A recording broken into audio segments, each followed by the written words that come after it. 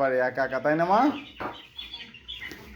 সকালে উঠিয়া তনিকা নিজে নিজে ব্রাশ করতেছে।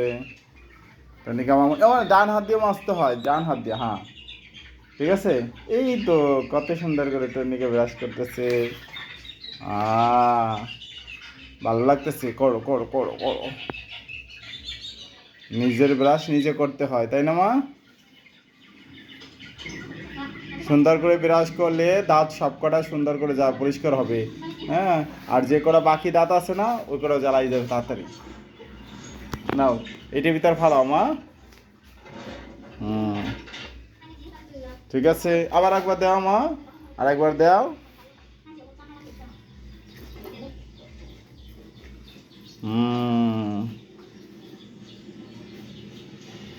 এই উৎসব তুমি তো দিলা না, এই যে দাও, উৎসব উৎসব ব্রাশ করতেছে। দাও, এই দাঁড়াও,